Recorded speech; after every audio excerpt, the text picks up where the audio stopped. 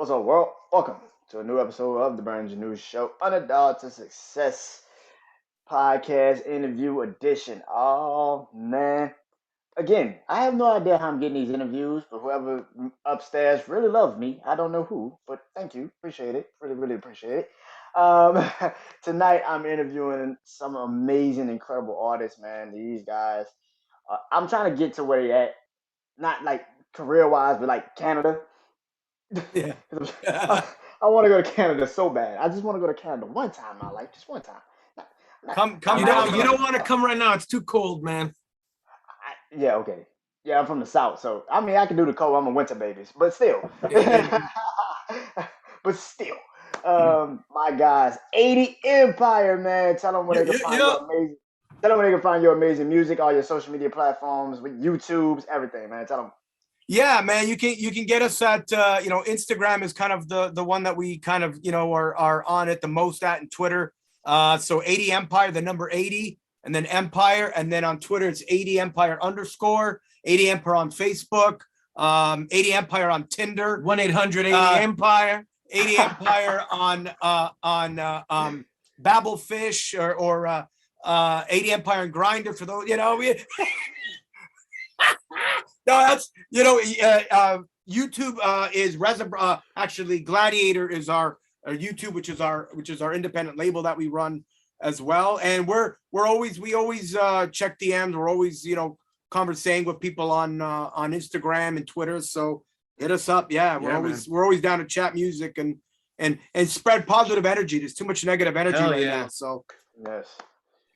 Thank y'all for joining me, man. I'm very fortunate, man, to have y'all do this with me, man. I've been hearing so many great things about y'all, man. So many great things, man. Because I was talking to one of my fellow podcasters, my guy DC from What the Shit podcast. Oh yeah, yes, my those are dude, man. Shout out, yes. Shout out to the gang, man. Yeah, that's my guy, man. Good fellas, man. Just a good, three solid dudes, man. But DC, yes. Cheers to the fellas. Yeah, man, that's my peoples, man. Those are my guys. I did their show like last Wednesday because we were supposed to do this last Wednesday, but stuff happens. Yeah, I got but I got a chance to work with. We got the booster. My wife and I, we got the booster shot, and it took us down for the count. I thought I could do it like the day before. I was like, okay, I think I'm okay. And then Wednesday morning hit, and the both of us were just like, so. We were down for the count, and then Thursday morning, like nothing ever happened. It's crazy. Wow. But hey, man, listen, everything works out for a reason because last week I got a chance to be on his podcast again. Dope. DC's podcast again. And he's been on a couple of my shows recently. And just working with him again, man, it's been fun, man. And like I was like, man, I was supposed to do 80 Empire today. He was like, oh, those my guys, man. Them dudes are fun, man. Good. Yeah, man. And I was like, man. So I was like, he was like, man, them dudes are incredible in podcast, like interviews. And he was like, man, you gonna have fun with that. And I was like, all right, I was like, I gotta see. But it seemed like already it's like, yeah, I can see why he'd be like super happy. Yeah. we were on their podcast twice. Man. Yeah. The date was it the night of the day before the album came out. The day before we played a bunch of icons. Yeah. And then a month basically before that, and then that was the night. It was also DC's birthday that night too. Yeah. Yeah, he told me about that, and it's just, man, you guys are like I said, man. I've been hearing a lot about you guys, and y'all been killing it, man. And like you said, man, you got an independent label, man. Talk about your independent label. Like, what are y'all looking for as an artist? Because I know a lot of artists that sign artists, they don't know really what they're truly looking for. They're just like, whoever reflects me the most, I'm gonna fuck with them. But is it like that, or is it just like whatever I like or whatever I kind of could feel is great music to me? Because I grew up with all types of music. So is it always got to be hip hop, or could it be like a little country, a little rock and roll?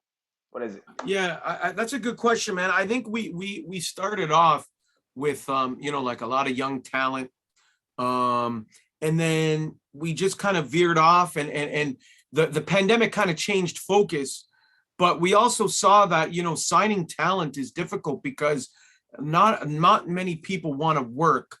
Like they don't really want to put in that work. And the thing is, music is the only thing where you've got to rep yourself like no other, because it's like with your podcast. If you're not repping your podcast like it's the best podcast, who else is going to believe in you? And so that's a difficult buy-in for artists, because it's difficult. It's, you know what I mean?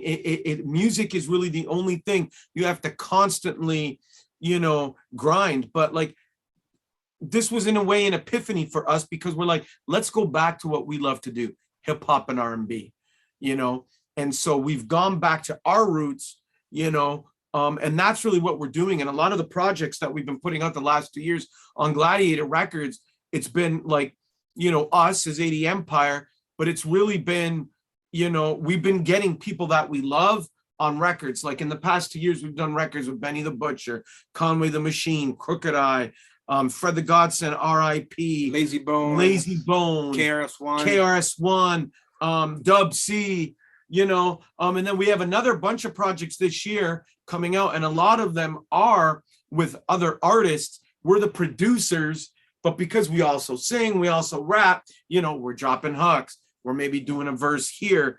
And so that's where we're at right now. I think eventually we would love to sign an artist. Yeah, we'd like to sign some artists again in the future, but it's also, doing projects like this, like one-off with people, it's good testing grounds. Like, how much are you willing to put towards your own project? If we're the guys kind of behind it, we're willing to kind of put it out like a one-off EP here or there, a single here, a song there. It's kind of like, we're kind of also like testing, like, how much are you willing to promote your own shit? And if we're seeing like, 2 weeks after the fact, you're off to something else, then we know, all right, it's all good. We did a great album, but we got to focus on other projects, other people, other artists, our own stuff, because we know that we're brothers. So we know we're going to rep our own shit, and that's what a lot of young artists don't get. Look at DJ Khaled. Like, that guy is constantly, to the point where you almost get annoyed. The guy is right, in a good way though. Like, the guy is always another one. Yeah.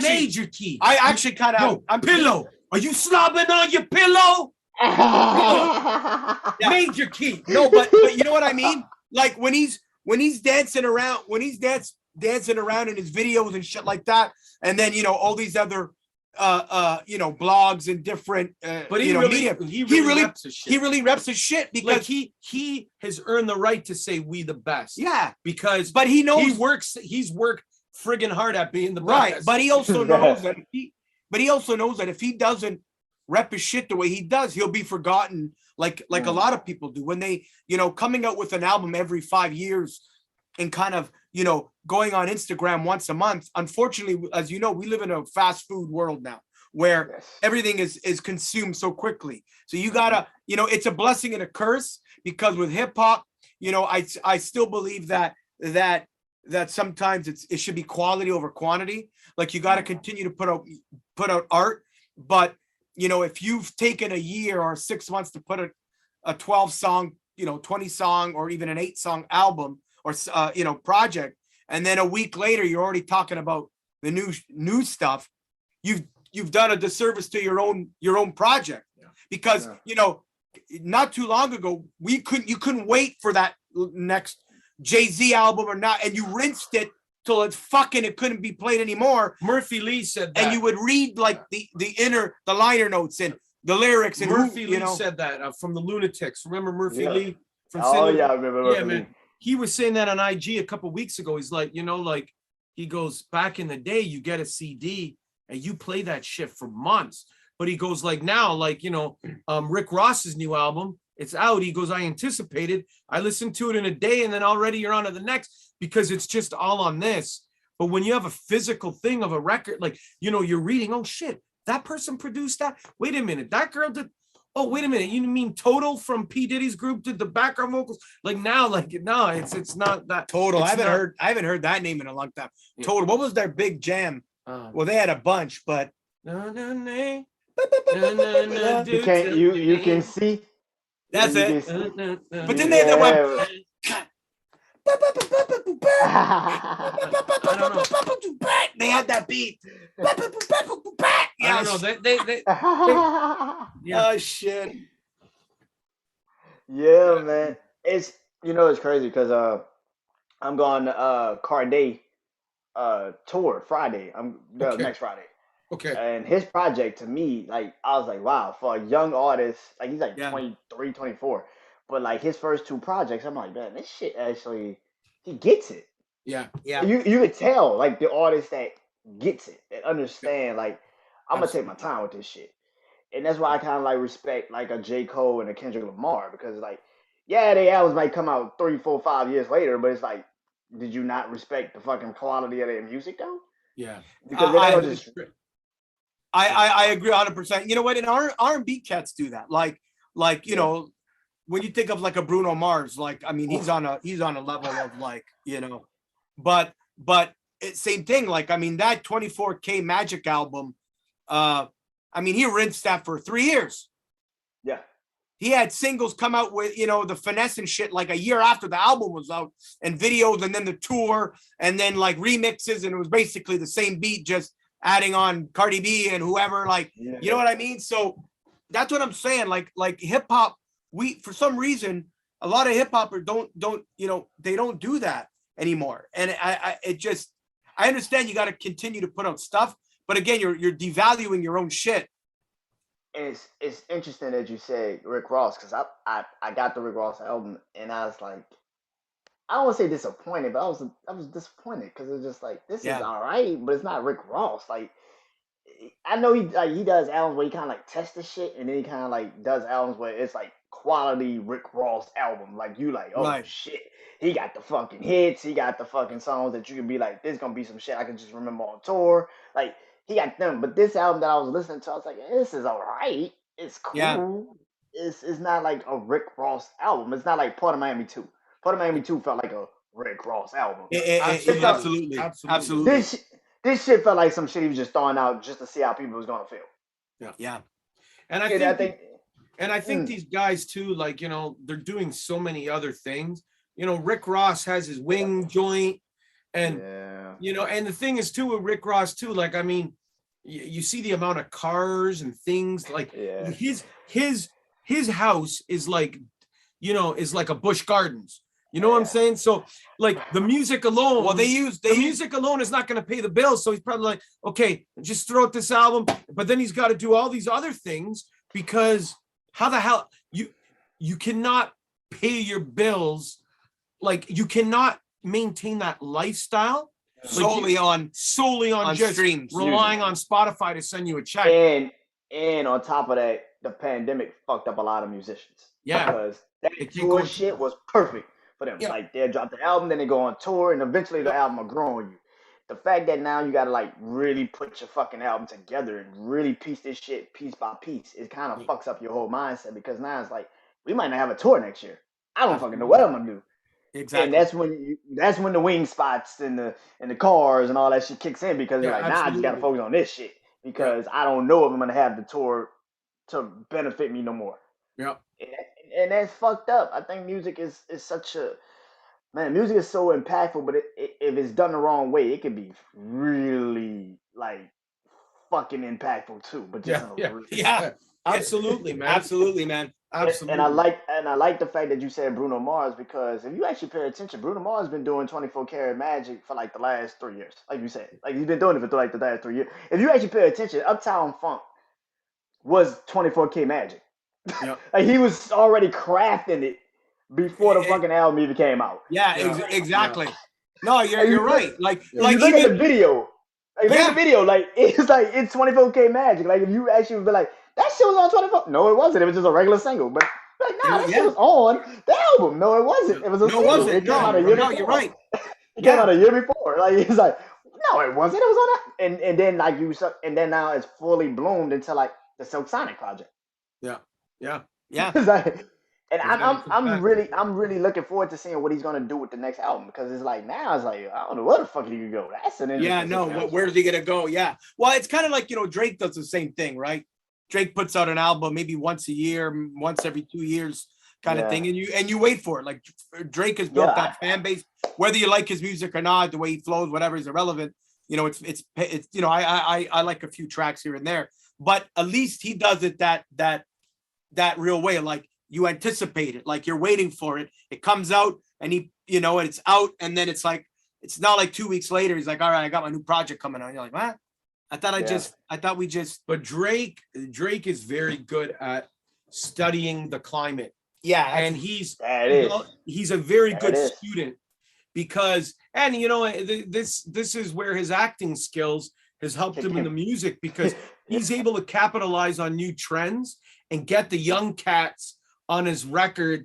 So to stay relevant, because even though Drake, you don't realize it, he's been around almost 15 years now. Yeah. Like 10 solid anyway. 10 solid, 10 solid solid years. He dropped so far. You gotta think, like, comeback season came out in what, 08? So Far Gone really took off in 09. Yeah. So it's literally been damn near a decade plus already. Yeah. Like, the fact that he's been running it for that damn long. And it's crazy to sit here and say a guy like that hasn't fell off. Well, they said he was the most think about it. He was the most streamed artist for Spotify in 2021. Yeah. All the, you know, so he, you know, like you said, though, he's a student. He knows, you know. I have to say that's being Canadian ourselves and from Toronto originally. We don't live in Toronto anymore, but Canadians are very good studiers of American culture. That's why so many of our actors, you know, so many of our comedians from even back in the day, John Candy, Dan Aykroyd, all the SNL guys, a lot of them, Jim Carrey, you know, Jim Carrey. A lot of these guys are Canadian exports, imports into the States, because we really were, you know, we've always been America's little brother. And so what do we see? The majority of the shit that we watch on television, here on the radio growing up, was American music. So it's just, you absorb that, you know. Mm-hmm. Another Canadian artist that I think had a pretty good album. I mean, everybody could try to talk about it, whatever. But The Weeknd's album is pretty dope. Like, if you listen to Dawn FM, it's pretty fucking dope. Like, if you actually pay attention to it. Like, people was like shitting on it, but like, you can never say it's Thriller. It's the Thriller of this era. Yeah. I felt like it was like a Thriller of this era, because it's kind of like, I could hear the Quincy Jones influence. Like, it was on Thriller. You can hear it. You can physically hear it. You know what it is? It's so difficult. Like, whether you like an artist or not, it's so difficult to do something new because so much has already been done. You know, like, it's like, unless like, so it's really, really difficult to, it really, really is difficult to, and it's really, really difficult to be putting out music now. Like, there's been a bunch of studies, or a bunch of things, Instagram posts, and I don't know where the study is from, but I saw that. I know what you're saying. Nice Wonder put it up. There's a bunch of like 70%, like all the music right now, like old music is by percentage is outperforming new music. Like 70%. 70% of people would rather listen to old music than new music. But I kind of agree with that, because I agree. Look, you know, behind this camera here is our main area, like our studio. Like, if I move the camera, you'd see the studio and stuff. I mean, we come from that era where, you know, we were on stage. So Adrian being the singer and the rapper and the writer, me physically doing all the production stuff. I had to learn how to play piano. He had to learn how to sing. He had to learn how to fucking be on tune. You know what I mean? To be on key. Now, the problem is why I think that is that because everything sounds the same. You know what I mean? Like you can't tell some new rappers that are in that more of that trappy mumble, that drill shit. You can't tell this guy from this guy. You can't. R&B is the same, because they're not real singers. They're just throwing on the auto tune, and they do that, girl, and I want, right? You can't fucking tell. But when you hear, you know, but when you would put on, like, what, you know, back in the day when you listen to the radio, you know, New York had like Tribe Called Quest, but then they had Busta Rhymes, who's still, you know, like, you know, and that was totally different. Biggie was totally different. Big Pun was totally fucking different from New York. Now you listen to New York rappers, and half of them sound, and I mean, if you're looking at what they're playing on top 40 radio, they sound like they're from Atlanta, right? Or the top playlists, like the new, they sound like they're from the South, but they all fucking sound like everybody that. had like it just, and the South was different. You had the Atlanta sound, you know, the Houston sound, right, with all the screw music, and then not Rap City, Jay Prince's label, Rap a Lot, Rap a Lot. Then the Rap a Lot sound, but then you had like the new age Houston, which was like Slim Thug and Paul Wall and Mike Jones and Camilla Terry, and then the West Coast you had the Bay, which was totally different from the Compton, the like that South Central music, right? Totally different. But dope. Everything was dope. And then you had the Latino rap, the Mexican, like the Frost, all this kind of shit, Cypress Hill, totally different, even though they all live 20 minutes away from each other, half an hour here, 10 minutes here. It was different. It gave us variety. It was like going to the Golden Corral. It was like going to the Golden Corral, man. Like, buffet, like so many different things, like so many options. You got me hungry now for Golden Corral. But now music's like hospital food. Now music's like hospital. When you go to like the buffet. Have you ever been to Golden Corral? Brandon, where do you live, man? I'm originally from New Orleans, but I live in Houston. Okay. Yeah, right. Hey, your last name, that's a French name, man. So you got Creole and man, music. We just did. So we have so many projects coming out, but we're doing this project with one of the cats from Diggable Planets, See Knowledge. But we got this horn section called Brassaholics from New Orleans. They are so damn funky. When they sent us the horns, and they're like, the second line horns, right? Like, it's so damn funky. But there's this girl called Second Line Shorty from New Orleans. She's on Instagram. Jesus Christ, when she dances, it's so effortless. I could just watch her dance because she's a real dancer. And then she's got videos. She's not a TikTok dancer? No, oh shit, man. She can dance.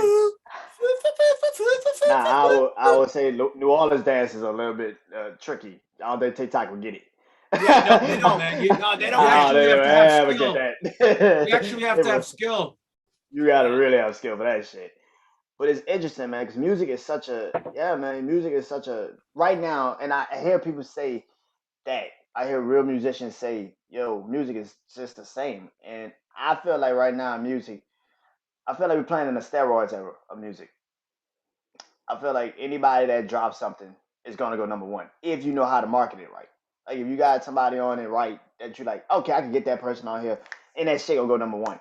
Like the fact that I see Kanye in the game have like a number one in the top 10 of Billboard right now. I'm like, the song is alright, but you took Eazy-E's beat, and I'm like, it's alright, but it's not like some shit. I'm like, we had the same conversation the other night, man. Brandon, man, Saturday night. Adrian hadn't heard it yet. He just heard. I've heard some snippets of it, but it's just like I'm not. So I played it. The only part, like I said, yeah, I agree. I was like, if this is supposed to be a diss record, you took the drums of Eazy-E, and then you have this like kind of somber shit in the back, and then you're talking about like, your kids and you're gonna punch Pete Davidson. If you're gonna talk about Pete Davidson, you're gonna punch him.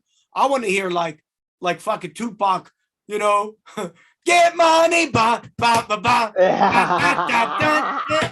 But it's real, fuck your wife. Like I want to punch somebody. You know what I mean? Like when you heard like 50 Cent come out with Wankster, like like I like that song well before the Get Shorty, It's Your Birthday club shit like that. In the club was Wankster was my shit. Yeah, Wankster, man. When I heard fucking Wankster, man, my favorite song by 50s. We're talking about one Rick, two Rick. Oh yeah, Rick, with Snoop Dogg and. You know what I mean? Yeah, but I know what you mean. Like how, like, as much as I respect Kanye, and I don't like Kanye's like, I don't like what Kanye like. I don't like that he gets a pass for insulting insulting, like for shock value, like being on the Drink Champs and literally calling out like Talib Kweli and some of these, like the backpacker rappers, quote unquote, what they would call them, when they are the ones that made you kind of who you are. Like I don't understand why he gets away with that shit. I think he's bipolar, man. He definitely is. He is. He definitely is, right? But just because it's Kanye West in the game, that song, like you said, it's not bad, but it doesn't deserve to be number one. It's not a number one song. It's what I feel about Kanye. It's what I feel about all these goddamn rappers nowadays. I'm feeling like when you like a drink, like you just said, Kanye on Drink Champs. The fact that you go on Drink Champs is just pretty much just diss Big Sean, and Big Sean go right back on Drink Champs to diss you, and then 2 days later, you sons of bitches on pictures together, hugging and shit. What type of shit is that? It wasn't real in the beginning. Like, really, was it real, or was it just like some pretend shit? Like, even you and Drake squashing y'all beef. It's fuck you forever. You told people I had a kid. Like, I'm never gonna be cool with you ever. Like, what the fuck? Like, that's what I'm saying. It's like, and that's why I'm like, now I'm like, was any of this shit real? Because it's like, if it's real, like music, at the end of the day, yeah, it's competition, but I can respect you with competition. Right. You made it personal. That's something different. Hip hop has become WWE. You know, very WWE. The storylines are already scripted. You know, what I don't understand too is like Little C's is now, getting. Have you seen, like, he's getting attention for saying that, Biggie never wanted to do a Tupac diss. He wasn't into it, and I think they said it was going to be like Nas and Busta Rhymes, and they didn't. But like all these years later, now all of a sudden now you're fucking talking about this shit. Like, why? Because you haven't put out any product for so. Like, I just don't understand it. Like, all of a sudden now you forgot to mention that. Like trying to create something where there's nothing to fucking create. Like, oh no, Biggie was bigger than Pac. Like, a bigger person didn't want to waste his time on a diss track. That's bullshit to me. Like, come on, man. Like, now, like 25 years later, 20, now you're saying that. Listen, people love to be in the limelight. People will sell their soul, their children, to get exposure, to get a piece of fame. And you only find a couple of rare gems in this haystack of shit called the entertainment business, of people who are genuinely sincere and really do it. Like, they're just sincere. People catch amnesia. Listen, Brandon, man, I cannot tell you how many, like, even DMs we have from people, and then they go Patrick Swayze, they go fucking Ghost, and then all of a sudden, like, were they making claims? Yeah, they go Demi Moore, and then 6 months after, they engage in a conversation. I'm like, were they in the hospital with amnesia? Did they have dementia? Did they get hit over the head? Were they like? Was their Instagram hacked? Because people catch it's amnesia, man. Amnesia is a hell of a drug. Yes, but you said it. I think the industry right now is more about the fame than it is actually the quality. It's like, how many likes can I get? 100%. It sucks that that's what this industry has become. Is like I said, it's like Billboard. Billboard, I don't really respect it, because it's like, whoever's number one on Billboard really isn't number one on Billboard. You really trended yourself to get number one. Like, I don't really respect it. Like, it's like Billboard, when I was a kid, that shit used to mean something. Like, oh shit, yeah. Like I remember, like, when Lil Wayne got number one, he sold 1 million for the Carter 3. I'm like, Wayne got Carter 3 number one, like 1 million? That shit's incredible. Like, I never thought I would see like a Little Wayne, because I grew up on Wayne. I'm like, Wayne got the number one album in the country? That is something. Yeah, that's different. I've never seen it. Like, yeah. And that was like the last time I really believed in Billboard. That was like the last time I literally physically was like, yeah, bullshit, Billboard. Man. You're right. Like, we made it to Billboard 10 years ago. 10 years ago, Obi Trice put out his third album, which was the first album off of Shady. So he was 100% independent. I think he had a deal at the time with E1 or Maple Music or Universal, Universal, somewhere like that. But it was all independently. And we did the first single called Battle Cry. You know, Adrian's on it. I produced it, but we weren't 80 Empire at the time. It was just our name, our last name Reza. So it says featuring Adrian Reza on the album. Eminem was on the album. Dr. Dre produced a track for it. So, you know, he's still friends with all these guys or whatever, but he was kicked off the label. And that's before Instagram, before all this, you know, like you said, like pay enough money and you get to number one kind of bullshit. And, you know, the album independently made it to 14 top 20 best hip hop albums.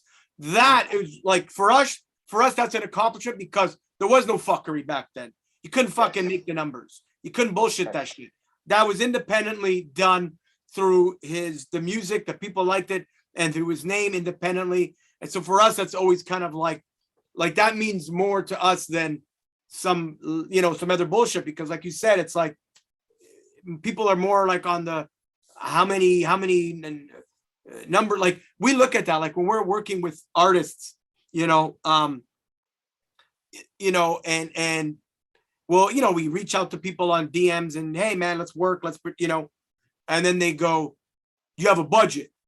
And now when I see you have 100, 200, 300,000 followers on Instagram, and then I go to your Spotify and I see 500 monthly fucking listeners, I'm going, no, well, you should be asking me what the budget is for us to spend our time, because you know what I mean? Like that's the part that it's smoke and mirrors today.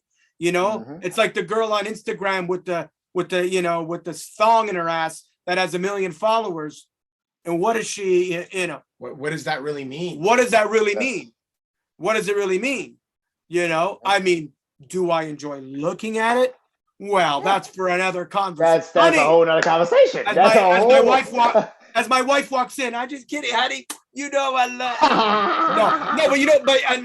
I'm joking, but like, what's the, again, what does that 1 million mean? You know what I mean? What's the like, so when these artists have these big numbers like that, but when you look at, now we, as guys that are not just artists, we try to be businessmen and running independently our label and shit like that. You got to look at all this shit. Like, what are your numbers? So how is this going to help us if we have better numbers than you? We might not have, like, we have 15 whatever month followers on Instagram, but then I look at your numbers on a Spotify that actually show that, and companies look at that shit, right? That's what they're gauging now. What your numbers are on your digital, streaming platform. Yeah. So you're kind of going where it's smoke and mirrors. Social media is important, but big labels do not want to invest, and this in young artists or artists in general, if their numbers are all bullshit.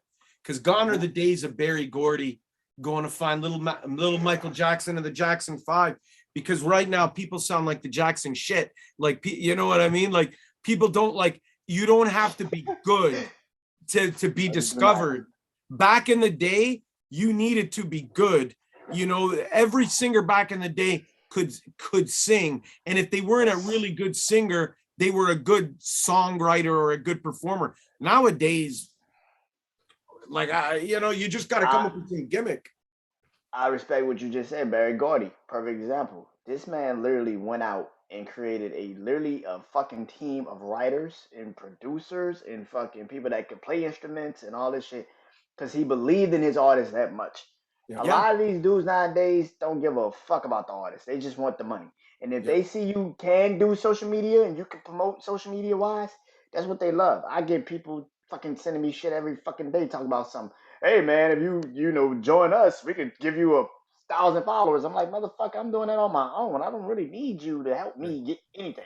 Like, I'm doing it on my own. I can do that by myself, motherfucker. He's like, I'm doing it already. Like, I don't need the extra. Exactly. I don't need the smoke and mirrors.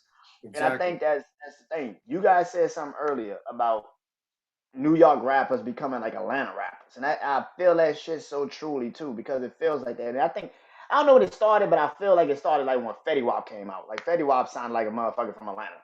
He sound like a motherfucker from Atlanta. Absolutely. But some guys that I respect a lot that don't sound like some Atlanta rappers is some guys you work with, man. Griselda, Conway, Benny, they don't sound like no goddamn Atlanta rappers. They No, sound man. like '90s New York, catch you in the projects, fuck I, you up type of Absolutely. absolutely. Like type I of could rappers. I love that shit though. I love Griselda. absolutely, So man. The what was it like Buffalo working with those scene. guys? What was it Yeah, like man. working with them? Yeah, man. The Buffalo scene really, I think, is like probably like, for people from New York or people who have an affection for that 90s nostalgic hip hop. Buffalo is what like New York was like back in the 90s. Like Buffalo is very like throwback, and it's a tough time. Like really, like we are literally from where we're sitting right now, we are 35 minutes to 40 minutes to downtown Buffalo. That's how close we are. We just have to go through customs and go through, and show our passport and get a COVID test and do all that Yeah, stuff. oh shit. But yeah, man. These guys are phenomenal, man. Like they really, really are. These guys, they're all about their bars. They're really all about the art. The unfortunate thing with COVID is right when we were really building a relationship with Buffalo, with the hip hop scene there, COVID happened. And in the first year, you couldn't, and then now and now you can go through the border, but it's just like for us to go for a day, like you're looking at, it's going to end up costing like close. Just the paperwork just to go over, it's not worth it right now. No, But we were spending a lot of time with shout out to Tony De Niro. He's the general manager of the Black Soprano family. Benny's label, stuff like that. So, and we were lucky because we connected with those guys and got them on records, just before kind of the world knew who they were. We have a track, that we produced for Benny and this other dope MC called One Shot Ace out of Boston. I don't know when it's coming out. but it's grimy. But it's pure grimy. That It sound might like my type of record. Yeah, it's supposed to come out sometime. Yeah, it's supposed to come sometime this year. But yeah, man, it was dope. And that's the thing. And going back to what we were saying, I think with guys like Griselda, I think I've said this before. I think the versus battles, the Timberland and Swiss Beats doing that versus, I think it was such an incredible thing because it opened up the ears to a lot of young kids who don't know real hip hop. And now the tides are, I really do feel the tides are turning again. I really do. Like, I feel like our partner with Gladiator, Will, he has a young son and, was all about the trap stuff and all that kind of, the music. And all of a sudden during COVID, something switched and, he's listening to Master Ace and all this stuff. And, like we're working on a kind of a grimy boom bap kind of project like that, just straight bars and stuff like that. And our partner Will was playing a bunch of the beats that we got for it that we're thinking of, and his son just pulled like a what's it called, Scooby-Doo, like his head came out of his room like, Dad, what the hell is that shit? Like, and all his friends are all going like, I don't know. I don't know, Scoob, I don't know, Scoob, man, what's going on with all this boom that shit, man, Scoob? Hey, Scooby, that no, but right. So I think the tide is turning. You know what I mean? Like with the, I gotta say a dope story. Listen about. Yeah. So I don't want to get into it, like, and bring the mood down. But in the end of April, our whole family got COVID. There's 10 of us. So my wife and I, 2 kids, my brother, wife, and 2 kids, and our parents. We all live very close. Our parents moved in with my wife and I. So anyway, the end of April, we got sick. Everybody got better. In May, I got worse. Was in the month battling for my life with COVID.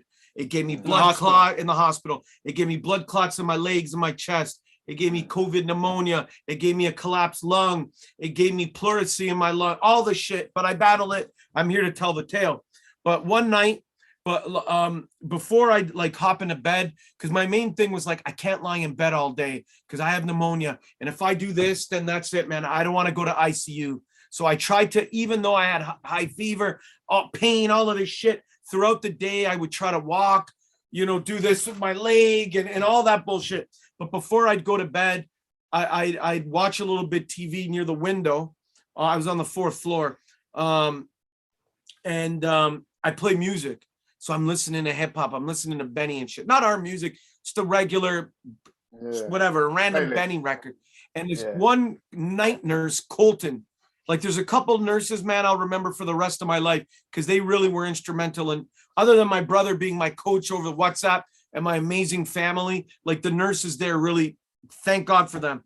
But anyway, this, you know, and my hair's looking all like, you know, I'm looking like a homeless person because, you know, like you're sick, right? Like you're not sick, like getting up and like, you know, you're not cleaning yourself like you, I'm not in there with a broken arm. Like I'm in there fucking fighting for my life. So anyway, I'm listening to hip hop. I got my phone and I'm listening to Spotify and I'm like this. And this Colton, the night nurse, comes in. He's like, yo, he's like, you listen to that? He goes, I thought you were into rock because, you know, I got long hair, you know, stereotypes, right? You see a white dude with long hair. You're like, yeah, fuck me. Yeah, bro. So he's thinking, so Colton, the night nurse. And I'm like, no, man, like my brother and I do this stuff. Right. And then he's like, we produce stuff. I go, we produced a joint for Benny. It's called Welcome to the 716 with him and some, you know, and then, and I go, and on our album we just put out months ago, the lead song is with Conway the Machine. He goes, what's the song? Legacy. He goes, holy shit. And then, like, I didn't even say it. He goes, 80 Empire and Conway, Legacy. So it's just so funny. Like, this kid. So then it was like different. Then I wasn't just a sick rocker. Then I was like, yo, he's like, I remember, because, you know, they're on shift. He got the VIP. Then, yeah. I remember all of them. They got every piece. Honestly, man, he got the extra. No, he'd come and he's like, yo. I'm going down for like my last CT scan or whatever, you know, and it's just like horrible, man, because they gotta like, you know, the oxygen, they gotta wheel you and just can. So he's like, yo, man, he's like, come on, man, big man's coming through. He's freaking shit. He bought him extra butterscotch, you know, like, you know. Oh, what's that reggae song from Gregory Isaacs? Night Nurse. No, that's Barrington Levy. Barrington Levy. Yeah. Bad boy in the corner. Ooh, man, Bad Boys with Sean on that. Oh, that was my shit.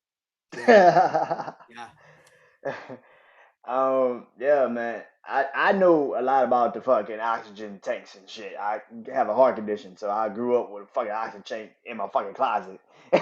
So just in case. Yeah, just in case some shit pop off. You know. Yeah. So yeah, man. I'm happy to see you here, man. That's damn COVID, man. Yeah, my mom had it, so yeah. It's a spooky. The thing is, it affects people differently, and that's the scary thing, you know. And that's the thing, because my wife had it.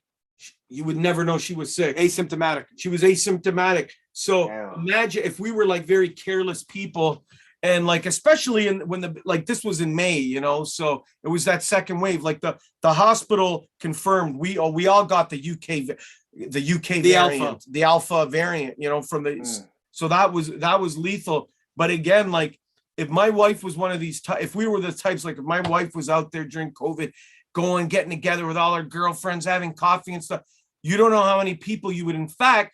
And if one of them or one of their husbands or one of their kids, for whatever reason, are like me, and I'm never sick. That's the thing. Like, you know, as a kid, I got ear infections and tonsillitis, took up my tonsils, but it's like I've never had. So it was just such a shock to the system, man.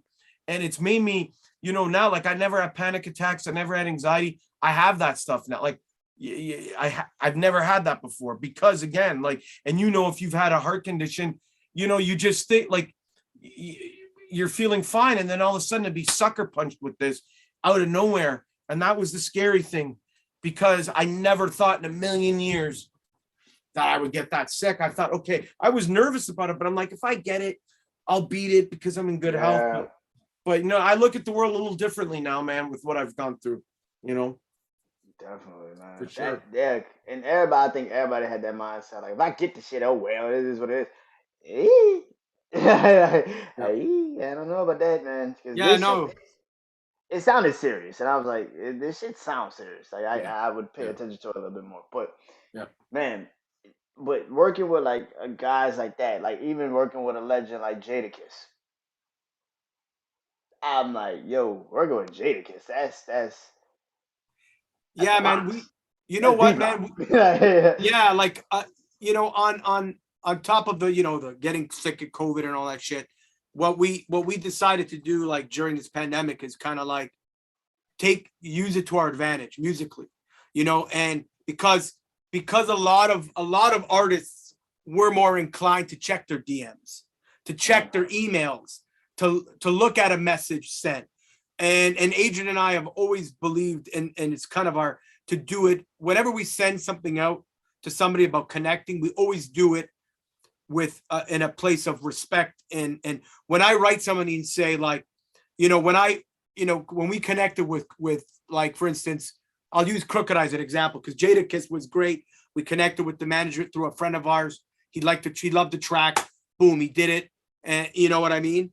But we've built like some close relationships now through COVID, like Crooked Eye, King Crooked, who's a goat, you know what I mean? Top five Yes. in Eminem, like, and when I approached him through a mutual friend, mutual artist, to work, he said, "Yeah, you could give him my cell number. I'm good with that." So I texted him, and he goes, "Man, I'm just feeding off. I love your positive energy, man. I'm gonna jump on Legacy for you guys." And that was like more business side first. But he goes, "Man, I like your energy, man. The way you come to me sound like, yo, I got hot shit. Yo, you gotta fuck with us." It was like, no, man, I am honored if you would Work jump with on, us. work on, take a listen. If you like this track, would be honored to work with you. Because the honor is, Adrian and I are honored to work with these legends. Like, we're working on tracks right now for Lazy Bone for his project that he's, like, so when he jumped on Anthems and Icons, he's like, yo, I'm gonna do the verse. Give me some beats. I want to hear what you guys got for some project. He's already picked a couple of tracks. For us, it's like, fuck, this is like royalty. So, Crooked Eye, we built a relationship where, I'll just text him like, hey man, how's the family? How's the out Dub there? C's another guy. Dub man. C's Like, another one. Dub C's another guy, and it's just like, again, like It's surreal for us. yeah. And that's why we sort of cut you off. No, But that's why we love what we do, right? Like Crooked Eye, I don't know if you see like one of the posts we put a couple weeks back. Crooked Eye shouted out, shout out to the album. And he goes, I love 80 Empire because they do it the right way. They do it for the culture. And that means us, yes, money and accolade cars and all that kind of bullshit. I want to be able to make money to support my family. That's first and foremost. But we really do it for the love of the music. And if we can somehow contribute to the culture musically, then we know we've done our job. So to hear someone like that, and again, love and respect from some of the architects yeah, of the culture. You know what I mean? That's the thing. Like we were just raised, to have respect for people in general, not just for elders, but people in general. So when someone blesses us with a verse and they go well beyond the call of duty, for us, it's like you will forever have our loyalty. A lot of people piss out the words loyal and love, but it's just a bullshit. It doesn't mean anything. It's just like eating a fruit roll up and throwing it out like it's fast food. But for us, when we are loyal to someone or say we love someone, we do until they give us a reason not to. And it's got to be a big reason, because then you're fucking dead. No, your whole family is dead. No, I no, want no, your house burned to the ground. no. I want you fucking now, dead. now he's getting Italian. Hey, You know what I'm saying? hey, Brandon. I gotta Yeah, throw real serious, real fast. Hey, Brandon, forget about it, Brandon. You come down, we'll fix you up with a nice Italian girl. Forget about it. No, but no, man. But yeah, you know what I'm saying. So that for us, that means the world, man. To get respect and love, like DJ Premier has already played like 3 records off this new album. He's played our joint with KRS-One. He's played another record called he's played Walk with the Giants. He played Salute Me. Salute Me, we run shit. We run shit, like, and then he played a bunch of our DJ Eclipse. We're getting DJs playing stuff all across the globe. Kid Capri has played some Kid records. Capri, like, yo, man, like I I mean, I don't want to get into out of respect for Kid Capri, I don't want to get into a conversation like, disclose personal things he said to me, but man, it was so enlightening. It was so refreshing for him to say stuff that's like, thank God, man. It's just like, he really is about the culture with what he just said. And then you go, yo, man, I'm playing 2 of your records, Playboy. But Kid Capri, man, to me, Kid Capri would be perfect if they were doing like a gangster movie about like 1930s, 1940s gangsters. I know he's not from Harlem, he's from the Bronx, but he just got that, like, every time I'm on the phone, like when I've talked with him on the phone, yo, what up, Playboy? Just a kid. Like, he's just, you can't buy that cool, People could go and try to like whatever, study people and shit, but you can't study that shit. That's in Kid Capri's DNA, man. It was like the emails from MC8. Yeah, like so when we did the Walk with the Giants with Corrupt MC8, we had the artwork, and so we sent it to Corrupt's M80. Shout out to M80, and he, he right away goes, yeah, we love it, man. It's dope. It has the Crip blue, Walk with the Giants. Like it just has that, and MC8 is MC8 to what you see is exactly like, I literally sent him the artwork and an email and said, hey, like we just want your approval on the artwork if this is good. His response was Gia. Like that was it. Like that's Gia. Like, and in the track, right? And I said, man, brother, thank you so much, blessing. And he wrote back official. Like that's it. but that's all he needed to say, Brandon. Like that's all he fucking like that's legendary. I'm fucking gonna say it. It's legendary, man. Legendary. Listen, Dub, when Dub C heard the Left Right Left joint on the album, his assistant said, yo, when Dub likes a song, then he wants to talk to the artist directly. So I'm out of the picture now. Dub's I'm like fucking incredible. So I see this number and I missed a call, right? And I knew that the area code was California area code, but I didn't. Nobody left a message. So, like 2-3 days later, we were in the studio, and I said, "Well, let me text the number just to see, right?" And I went, "Hey, sorry, man, I missed this number. Is this Dub C, right?" And his reply was, "West up." Like fucking. But like really cool. But like again, another like cool cat. But another cool cat. Oh, man. like yeah, man. Like last time we spoke with him 2 weeks ago. 2 weeks ago. And he's like, listen, man, I know you were sick. He, with COVID.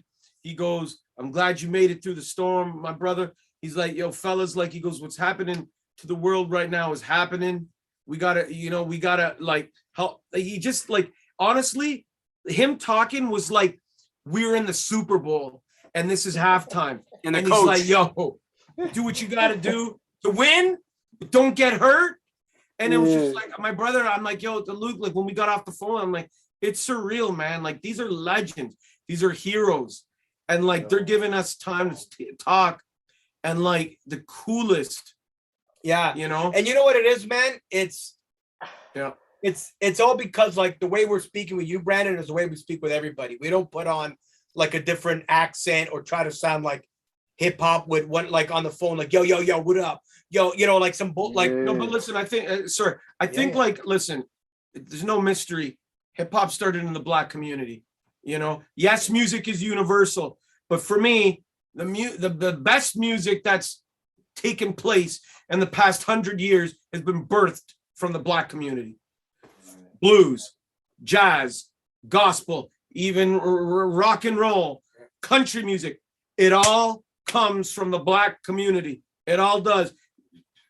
Certain people and white people might take it and then like country music, although there's a lot of Black country artists, but it is more of a music that people associate with white America. It still happened. It started in the Black community. But for us, it is very important to get respect from the Black architects who designed this music. For us, it's very important because when we make a song or we're singing about something, or we're rapping about something, we really are trying to do it from an authentic, genuine place, but also from a respectful place.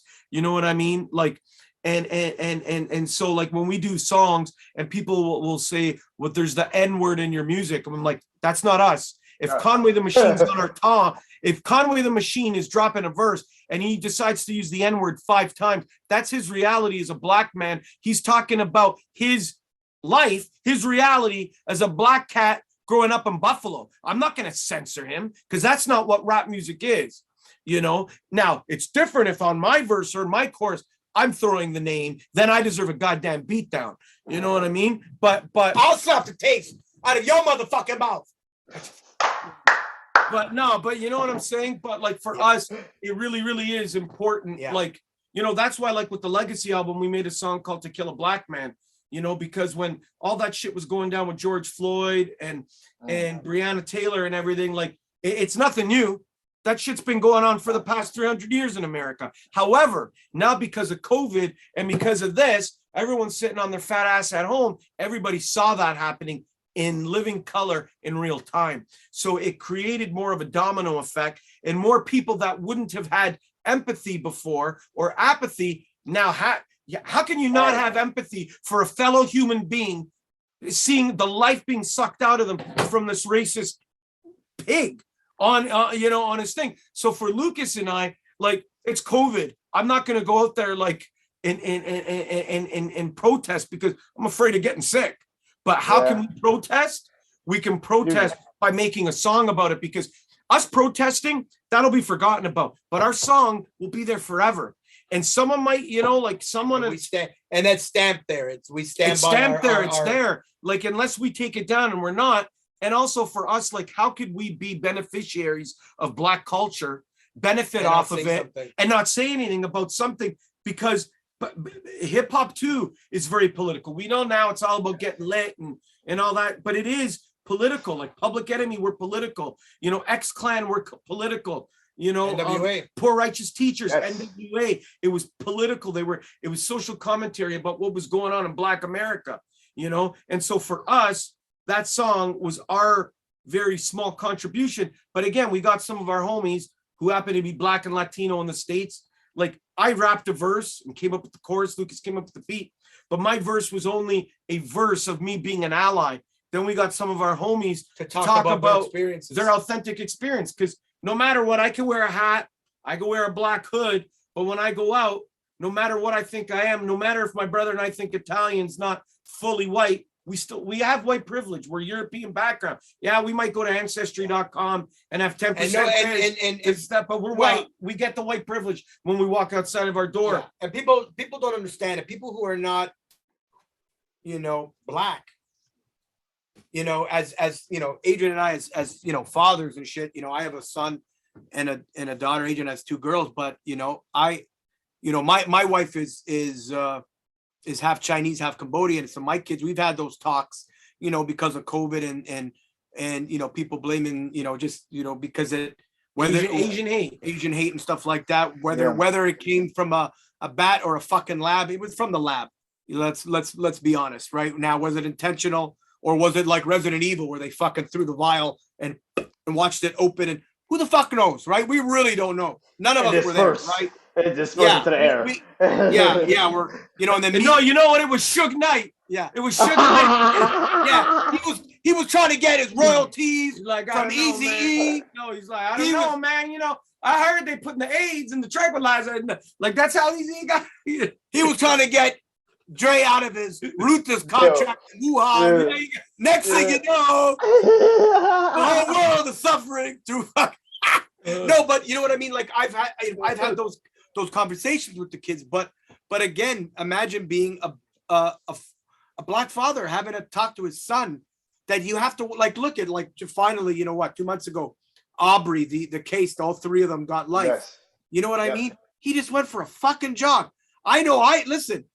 I live in a neighborhood where, you know, 6 streets down there's all these new houses. My wife and I always go looking around. Fuck, look at these high ceilings. What are they? You know what I mean? So like, and this guy was shot to death within 3 minutes, you know, like, so disgusting. It's disgusting, man. It's like, you know, we talk about it because, you know, I remember on my Facebook, I was fighting with somebody and it's like, you see, you know, they have these shirts, I can't breathe, like as a joke, but he just died. So why is this picture from a couple of years ago? I go, do you remember Gardner? What was his? Eric Gardner. Eric Gardner. Yeah, for fucking cigarettes. They did the same shit to that guy. And that was in 2014 or 15 or something like that, or 16, you know, somewhere around there. So it's like, you know, people don't understand. It's like, it's, you know, back to the music side of things. Adrian and I get really, really angry about this shit. You know what I mean? And we felt like it was our, like you said, you said it. The only way you perfectly. end racism is by raising your children to love everybody, you know, because because kids are like clay, you can mold them the right way.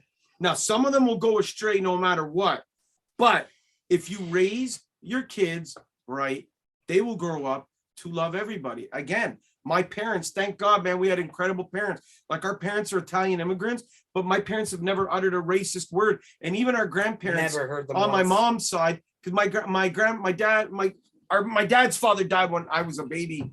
And then our grandmother died when we were teenagers. But like our grandmother just recently died, like a couple months after I was out of the hospital with COVID. And then our grandfather died about 10 years ago now, maybe 15 or 12. Something like that. 11 years old. Anyway, but even them, they weren't, you know, they never said, oh, look at this, whatever black kid, or look at this Puerto Rican kid, or this Chinese. They said that more to the Italian kids. Look at this fucking Italian idiot. You know, so we didn't grow up. We never grew up with racism. Like Lucas said, like his wife's Asian. My wife's mixed. My wife's half Trinidadian, half German, you know, but my kids are super like dirty blonde and blue eyed. You know, I thought my kids, like, I didn't think my kids came out like, I didn't think my kids were going to look like that. You know what I mean? Because my wife's got Adrian went to Maury Povich just to make sure. And in the test stuff, you are the father. Oh, shit. No, man, but like I know it sounds so simple, but really that's how racism ends, because we're all mixed. We all come from different parts of the world. Like we all have mixes of things. And I really do believe, I love history and anthropology. I really do think like the beginning of the world started in Africa and the Middle East. Like for me, that's where like shit started. And then tribes just morphed and like, listen, you know, adaptations and people like from different parts, you know, kind of started looking and sounding. This shit's going to end soon. Extraterrestrials are coming and no one's going to say shit anymore because we're going to be fucking. That's a whole other topic. I could talk about that shit for hours. Yeah. ET coming real soon, and he ain't gonna be friendly. And he ain't coming to be friendly. Yeah, man. All of that, man. I think we took. Sorry, man. We took the shit hostage, Brandon. Man. Like, that's awesome, though, man. I love that because I love when interviews go that way because I don't have to say a lot. I can just be like, yeah. No, but you know what it is, man. And I'll end the point here. What, you know. It back when all that happened, like George Floyd, like white people need to feel fucking uncomfortable. Tough shit. You feel uncomfortable? Too fucking bad. You feel like, well, we're not all like that. Well, yeah, we know you're not all like that, but tough fucking shit. But a lot of you are. But a lot of you are. And a lot of you don't need to, because it's not part of your daily life. So you don't feel like you're racist. You don't feel like that shit. You're right. White people also and celebrities have to step up. You got to do more than putting a goddamn black square on your Instagram and then 5 months after erasing it. It's more than that. You got to use like, look at Colin Kaepernick. He put his money where his mouth was. Okay. Because he missed up. Okay. Now he had that show on Netflix and I watched that with my kids. My kids loved that. Like, I wish the series that he did on Netflix, it was like kind of autobiographical, and he had it was about his life as growing up, and I think he was adopted, or he was raised by a white family, I think in Iowa or Wisconsin or something. But it was really, really good. But he really put his money where his mouth was, and he said, you know what? I don't give a shit now. This shit comes down to principle. you know, but he sacrificed a lot. He sacrificed his name, sacrificed his paycheck. But you know what? To me, that guy is more of a hero than anything that he would have ever done on a goddamn football field, you know? But obviously he's a black celebrity, a black athlete, but white celebrities with huge platforms, they need to step up. Well, look, because it's fine to be friends with your black friend, you know, and kind of, you know, be able to get the black card when it suits you. Look, but now when it comes to your endorsements, you're white again, aren't you? Because you don't want to lose your endorsement. Look at Aaron Rodgers. Right? Come on, man, grow some skin, grow some balls. Aaron Rodgers has talked some utter bullshit, anti-vax shit. He referenced his plight with Martin Luther King. I mean, this guy's fucking out to lunch, right? So next year he's a free agent. Everybody should say, I'm sorry. I just don't want that energy on my team. I don't want your negative energy. Will he get a position next year? Fucking right, he will. He'll get a contract. Colin Kaepernick never got a contract. So, and, you know, I mean. Yeah, I mean, look, with me, when it comes to all of that, man, I truly didn't understand what the fuck the black square shit was. That entire day was like, what the fuck is this? Like, they missed the whole point. Yeah. Like, the whole point. What the fuck was that? Like, that shit was the dumbest social media thing I've ever seen in my life. And I see some stupid shit on social media. I done see some dumb shit on social media. Yeah. That shit just missed the mark completely. I don't know what the fuck that was supposed to be. Yeah. When it comes to like celebrity, like they'll do whatever they need to do to get successful and stay successful. Yeah. Whatever you need to be at the top of your game, like that's what you're gonna do. Like that's why I feel like it's the same thing in music. It's the same thing in just life right now. People don't care. People care about themselves. That's it. It's.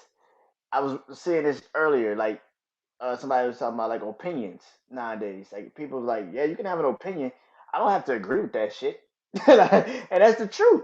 Nobody has to agree with anything anybody says. And I think that's where people have fucking lost themselves. Yeah. I don't have to agree with anybody's opinion. If that is how you feel, that is how you feel. Yeah. Exactly. Key word. You feel. And that's where people have completely lost all sense of respect for. Absolutely. I agree. Because everybody now thinks we have to move in this box together. Fuck the box. I've never seen a box that I didn't want to get the fuck out of. Yeah. Well, amen to that. Amen. You know what, Brandon? I always say like the pendulum needs to kind of come right back to the middle again. Like the left is too left and the right is too right. Like too right. You know what I mean? So everything has to just kind of come right back where you could say, okay, you know what? I can listen to that hour of comedy and go, it's comedy. Take it for what it is. Exactly. I laugh. Now, if you're on the street and somebody says a derogatory word to my wife because she's Asian, I have a problem.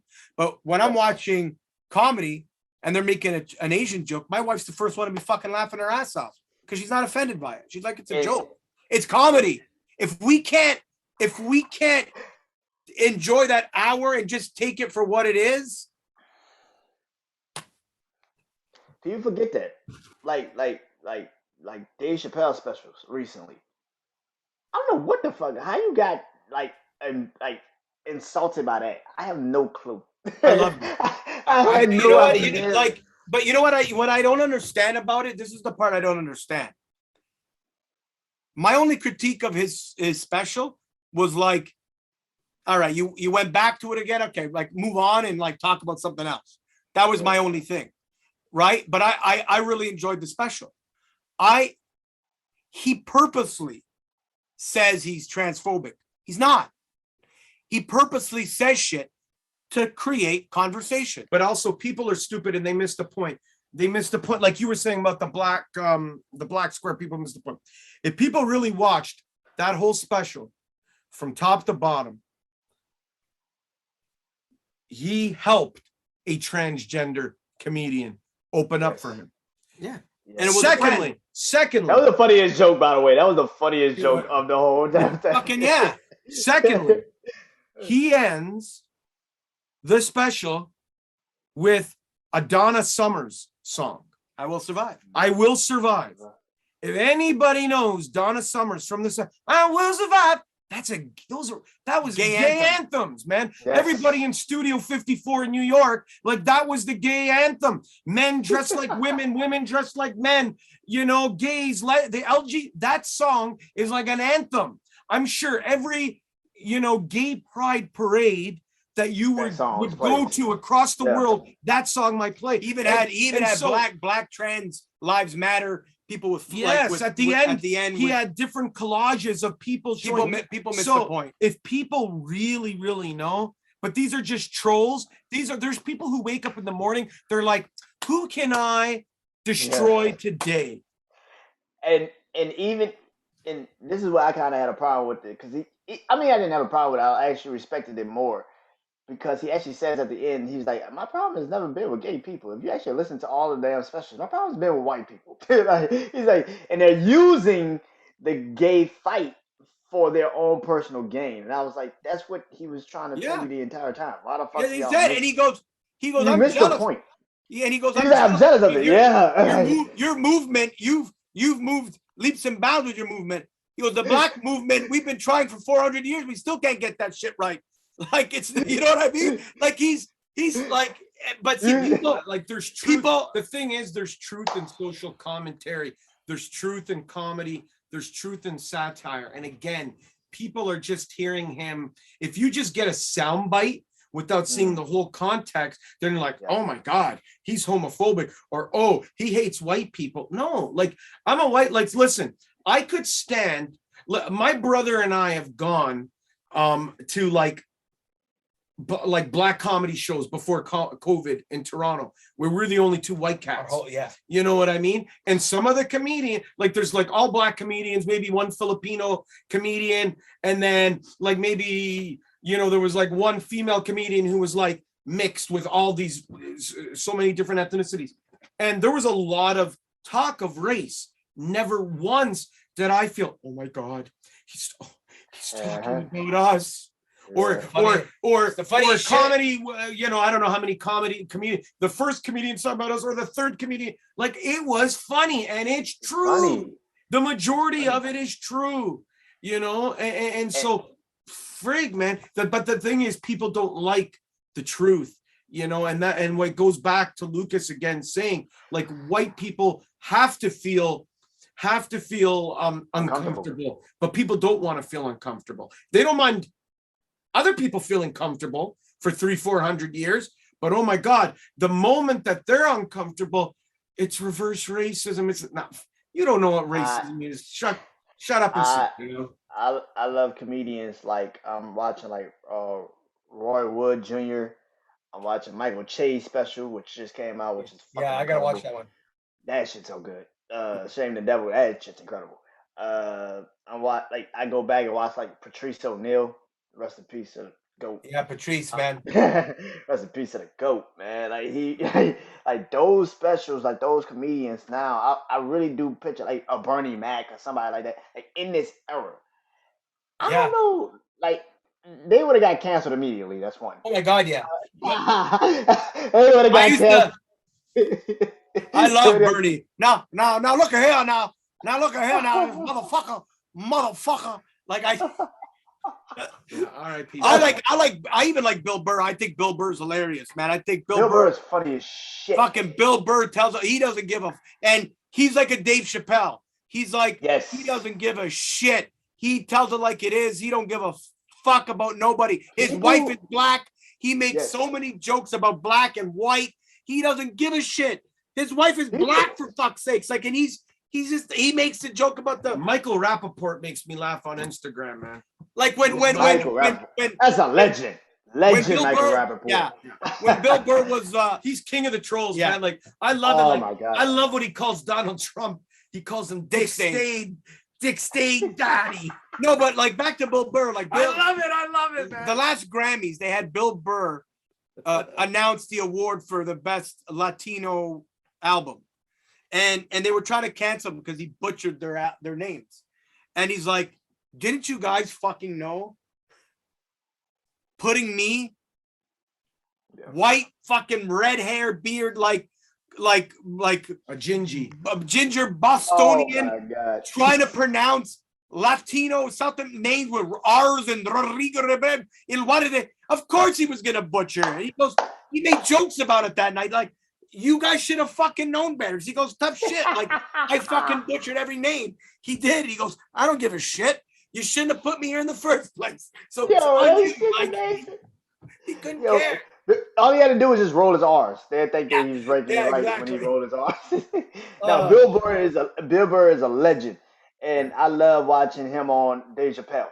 Because people forget, like, Dave Chappelle and him, like, he was on the Chappelle show. Yeah, At that first couple of seasons, he was on the yeah, Chappelle show. Like, you forget that shit for some apparent reason. Like, he is yeah. literally, yeah, he's like the white Dave Chappelle kind of. Like, he really is, because he just don't give a fuck. And I love comedians like that. I love artists like that don't give a fuck. Yeah, yeah. If this is your craft, should you care? Should you care? Like, should you care about what people are gonna always have an opinion about your shit. That's regardless. Exactly. Because You're not gonna ever please everybody. And he doesn't give a shit. They don't care. Yeah. You know. For those, you get 1 million people who love you, and then there's like 10,000 who write, it's like, it's incredible because I was talking to like a South African artist, and he's a rapper in South Africa, and I was talking to him, and he was like, man, there's so many people that comes out right at the gate after the album comes out, and they just start trash, this is horrible, and he was like, but then you sit back 2 weeks later and be like, no, this shit was actually really good. This album's actually really, really good. And that's what I think for a young artist like him to be. I think he was like 20, my age, around my age, a little younger than my age. To see that and now see you guys is like, that's what I love about doing this podcast shit, because some people gonna listen to this interview and get in their feelings. Do I give a fuck? I really don't. and, and that's the beauty of it, because at the end of the day, it's craft. It's what we decided to make it. Now we got motherfuckers that love to make PG shit all the time, and if that's what you want to use, do your shit. I love the fact that you love to do Sesame Street songs. That's awesome. You want to do Tickle Me Elmos and fucking the fucking Oscar the Grouches. Like, that's great. I hope you get your number ones, your billboards, your plaques, and all that great shit. But don't tell me I'm supposed to be a fucking pillow podcaster when I'm trying to be maybe a little bit of a Richard Pryor's mixed with Eddie Murphy. I'm talking about like raw Eddie Murphy. Two other geniuses, two other icons, man. like it's not. I can't fit the box. And again, that's the box. You want to be PG. That's sorry. I gotta cut you off. My favorite night in the hospital. Two of my favorite nights. No, 3 nights that were my favorite. One night Harlem Nights was on, so I stayed because I never slept in the hospital. It's hard. There's machines going off. Yeah, I know. Oh man, it's you're worried.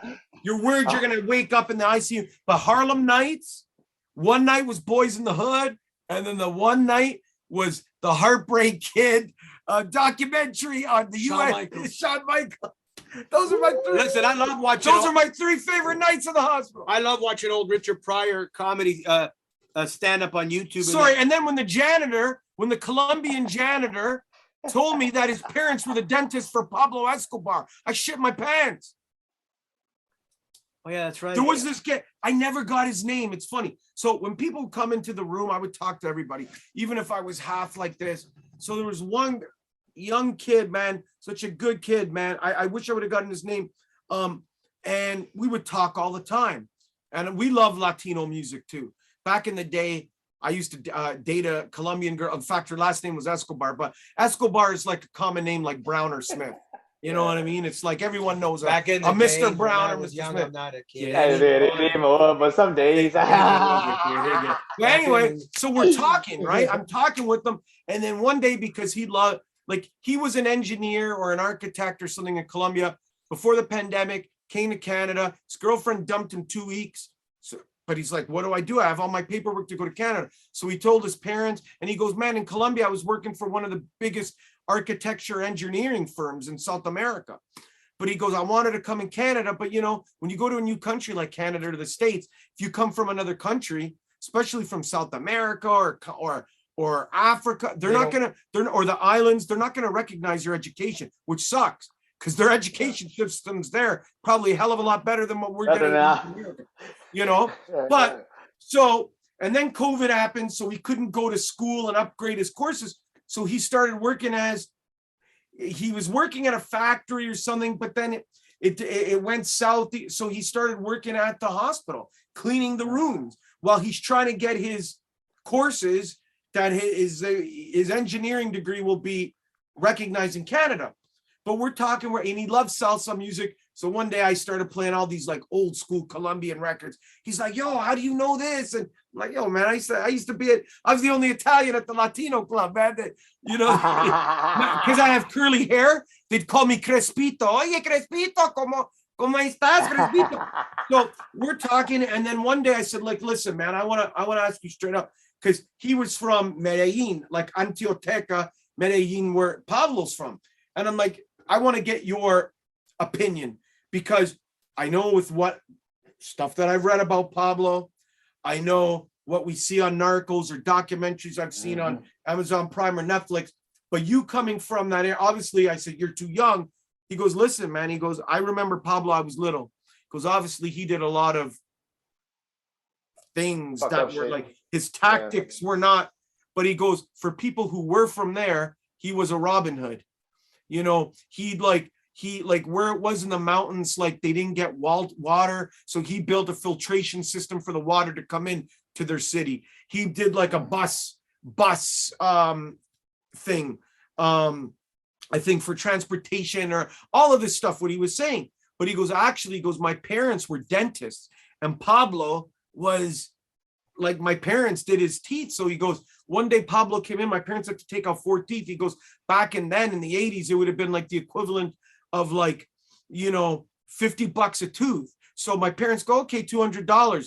He gave my parents $100,000. So whatever it is, Colombian pesos back then, but the equivalent of $100,000, Pablo takes out that money. But so even when you're going through hard times, those stories, man, that was little like human connection in the hospital. These little like the Colton with the Benny the Butcher, he knew our son with Conway, and then this dude with his parents. I'm like, yo, this is a trip, like this, you know what I mean? And it's like, and when the nurse is rolling me out that day, Lucas came to pick me up. We're crying like 2 babies. But my favorite nurse, her name was Olivia. She's rolling me. She's like, dude, what are the chances? Like, I'm your good. Like, you started with me, now you're ending with me. I'm saying goodbye to you. And then she's rolling me out. And then I see this kid. He's like, hola, Adrian, you're leaving. He's like, I'm like, yo, man, I'm leaving, bro. He's like he was almost crying. I'm crying. Like, but anyway, man, sorry. Just some side bits, some side stories. I'll see that. What do you got?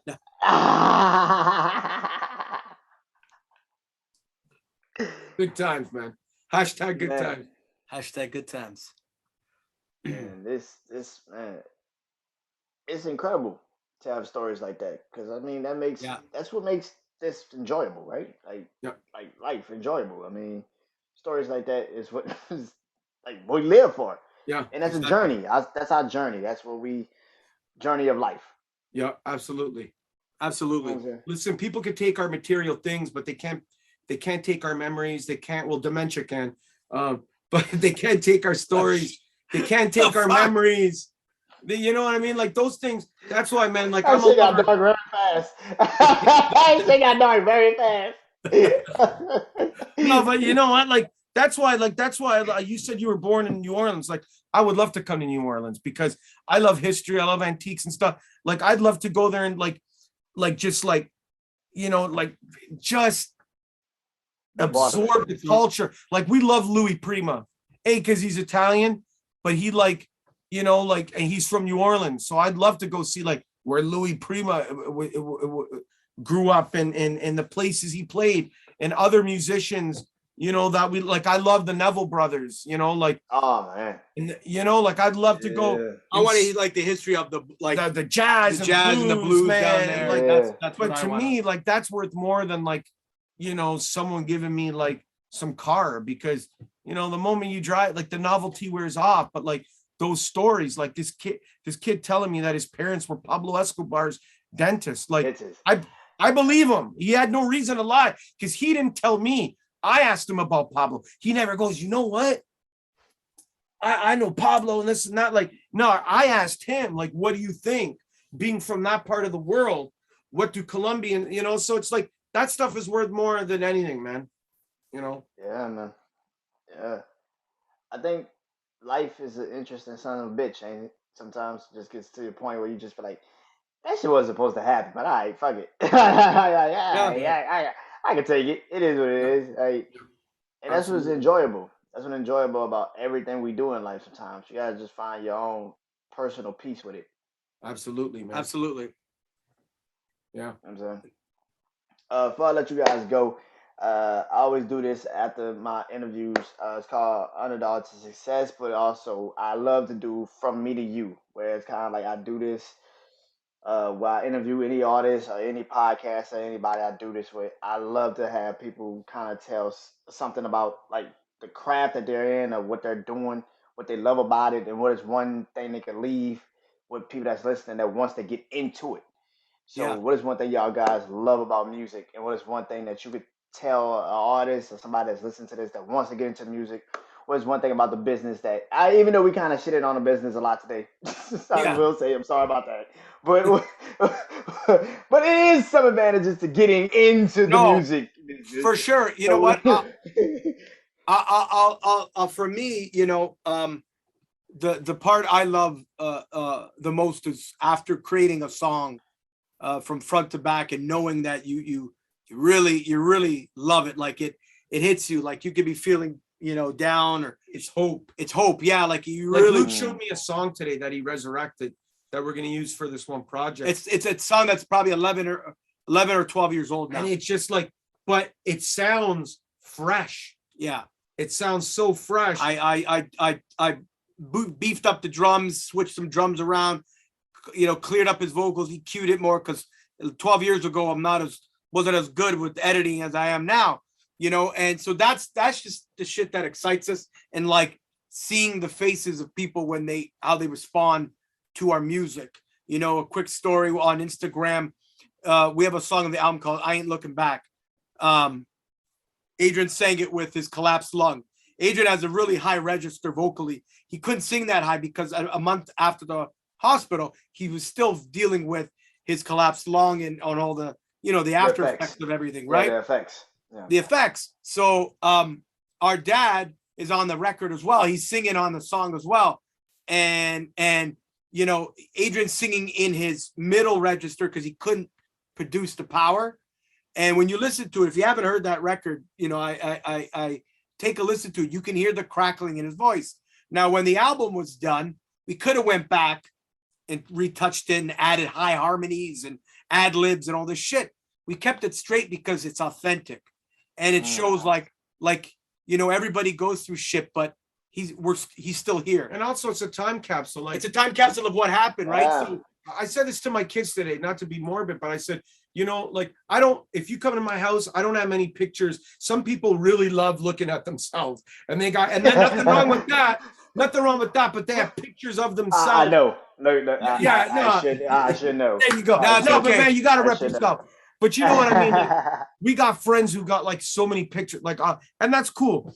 But anyway, I said to my daughter, like to my oldest, I'm like, I want to actually print some pictures of your uncle and I, like separate from our family photos and stuff, pictures of us doing the music, but pictures of us with certain cats that we've done shows with and things, because it really is like, when you have kids, if you decide to have children, and if they decide to have children, they can look back and then we'll be on the wall. If it's just on this, it might be lost forever. But if we print pictures and we go through the effort of even just going to a dollar store, buying a 5x7 frame and then it's just like our great grandkids will never know them, but they will know us, because maybe whether, I don't know what phones are going to look like this. It might be some mechanical chip that's in and it's all data and they can see it. I don't know, but there'll still be physical things, and they could look at that and go, shit, our great grand uncle and grand whatever father, like shit, they really did it, man. Like they were cool, man. Like, look at what, like They rap? What? Like who? And so I think that's important, man, to kind of keep the family story going, because at my dining room table, I have a picture of our mom. She's like maybe like a month old. My grandmother, our great grandfather there is holding a shotgun. There's the hunting dog. There's all our like aunts and uncles, some of our great aunts, and mostly everybody in that picture now has passed away except my mom and her 3 cousins, which are our uncles and our uncles. But it's just like, that's a time capsule. Like my kids and my brother's kids know who everyone is in that picture.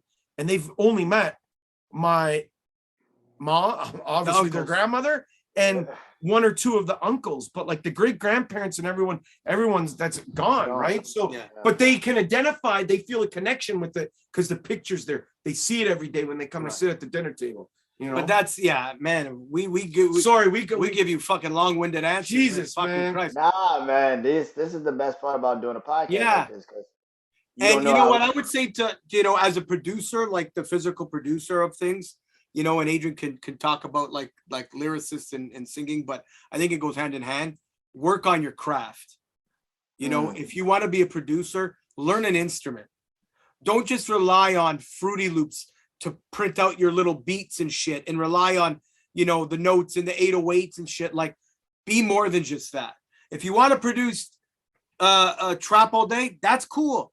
But learn an instrument, like I practice, I learned piano, I play keys. Like if you looked at the video I posted today, I'm playing MCs Act Like They Don't Know live on our Instagram because, the KRS-One joint we did on our album, I remixed it for fun. I was playing the piano riff that Premier did in that song. Like learn your craft. Like, as a singer, learn how to sing without auto-tune, because that'll get you farther in life than relying on all the technology. And that's the pros and cons of music today. The beautifulness of music today is that independent artists have a voice that you can put it out there, and anybody can hear what you're doing. The con is technology is so good that a lot of these singers and rappers and producers are average at best, because they're allowing the technology to be better than them themselves. You can't. You gotta learn your shit. Learn it. If you really want to be in this industry for longevity, learn how to fucking produce. But also learn how to mix. You love it. Do it because you love it. Also do it because you love it. Don't do it because you want to be a superstar. Make money. You know what? The Drakes are 1 in a million. And at the end of the day, do you really want to be Drake? Do you really want to roll around with security 24/7? Do you really want to be sued every time you take a shit? Do you know what I mean? So it's just like, do it because you really, that'd be a lot of suing. Love it. You know what I mean? Like, do it because you love it, man. Yeah. And I think when you love something, it might take longer, but I think eventually you're going to see the benefits of your monogamy to what you loved, Yeah, man. Thank y'all for doing it. I gotta leave y'all with a story because I actually met DJ Premier once in my life. I was working at the airport here in Houston. Sorry, who did you? DJ Premier. Okay, DJ Premier. Let's hear this. Yeah, I met DJ Premier one time in Houston because I worked at the airport, George Bush here in Houston, and I met him and we actually just talked, and it was like a real because I actually knew who the fuck he was. Like a lot of people probably be like, "Who's that?" Like that's a moment for me personally because I grew up on DJ Premier music. I grew up on that. So to even talk to a DJ Premier was even though it was 5 fucking minutes, it meant a lot. Doesn't matter, man. It meant a lot to me because it was man, DJ fucking Premier. And it was a great feeling. I think he said he was going to New York to work with some people. So it was just oh wow, that's interesting.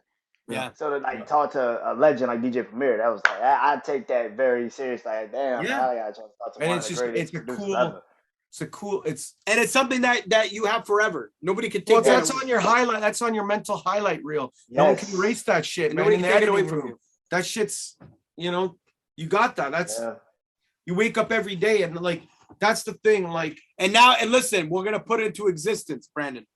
One day you are gonna have him on your podcast. I hope so. You will. Thank you for putting that out into the world. I appreciate that. You will. But you're going to tell him. You put shit out. and you're gonna say, "Yo, Premier, man, you don't remember this, but I used to work at George Bush Airport in Houston, and you don't know how, man, your convo was inspiring." I'm telling you, man. You put that shit out in the universe, man. It's like that Jamie Foxx story, and I'll take 2 seconds. He was across the street watching Denzel Washington go into the Laugh Factory, one of these things, and he ran across the street to say, "Oh, he goes, what did he say?" He choked the shit out of him. Yeah, he's like, "Oh, he goes, as black people do the, oh shit, oh, it's Denzel." And he walked over and he gave him like the little hook of, okay, all right, But it was like, and then years later, he's a fellow actor, and he's giving him the Lifetime Achievement Award this a couple of years ago, and they're acting in movies together, and they're colleagues, and you see, Denzel's a class actor. Denzel's I think Denzel's shit. Leave it at that, man. Like, come on. He's like, it's Denzel, man. I can't. Yeah, it's Denzel, man. Like, anybody that talks bad about Denzel, one word, Denzel Washington. You're a rat. Like, one anybody that says so something that's bad 2 about words. him. That's 2 words. Yeah, that's 2 words. Anyway. Oh man, thank you guys for doing this with me, man. I had so much fun. Thank you, man. Oh man, I'm honored, man. And man, their album is killing it. I better go listen to it. I know you guys about to bring some new music out, new project and everything. So tell them one more time where they can find all your music, man, and when possibly your new album's coming out, man. I know y'all working. I know you're in the studio right now working. Yeah, we are. Yeah. Well, right now, Anthems and Icons is out. It's on every digital streaming platform, from Apple Music to Spotify to Tidal to Napster to Audio Mac, everything like that. Vinyl is, CDs are coming. So we're gonna have, on our Instagram at 80 Empire, you'll see when CDs are available. CDs are back. People want physical copies. Going back to what 80 was saying about pictures. We got an album coming out in the spring with our brother from D12, Swifty McVeigh. It's called Great Roses. It's like a 24-25 joint album, and it's really, man, Swifty really gets into his life as a young kid, man, in Detroit, growing up on 7 Mile. And so that we got that. We got another 3-4 projects in the pipeline, but that project's ready to go, man. Yeah. So yeah. I grew up on D12 with Swifty, man. So I grew up on D12. So it's yeah. Listen, man, we'll come back. Listen, man. We'll come back with Swifty when the album's out. When the album's out, we'll come back. Man, and I'm with podcast with Swifty. I'm with it, man. Just tell me when, and I'll clear that day up, man. Yeah, we'll do that. Yeah, the album's Great Roses, man. Swifty's a real brother. Like Swifty, he's like family. There's not too many people that you can say like, and really quickly, then I swear we'll shut up. When I was in the studio, like we don't look for public sympathy. I have lots of videos on my phone and pictures. I look like a ghost, and it's communicating with them. Like my brother would send me a funny face and try to like make me feel better. So I would send one with the tubes in my nose, blah, blah, blah. But Swifty, because of how much music we do together, Lucas told only a select few people. Well, let me tell you, man, Swifty phoned Lucas every day to see how I was. He phoned me in the hospital, and I will remember that forever, because very easy to just like people because maybe you feel like you're getting something out of them, production or a free service or whatever the case. But Swifty, like really with that, we already loved Swifty before that, but that just put the icing on the cake. Like it already confirmed what we already knew, what a genuine person. And like his wife is fantastic. We call his youngest son, Cody, nephew. Like his son today DM'd us and sent us a thing. He was on some interview in Detroit. And we're like, yeah, well done, bravo, nephew. So it's just like Swifty's a real brother. So when the album is out, Brandon, man, like we'll come on with him, man, talk about the album. Oh man, thank you, man. I would truly appreciate that, man. Yeah. Thank you guys for doing this again, man. I'm very blessed, very honored to work, to have this interview, man. And I mean, I know you guys gotta go back to work. So man, thank y'all, and I hope you guys have a great night, man. Thank y'all. You as well, brother. Thank you. Salute. Salute, man. Peace. Yeah.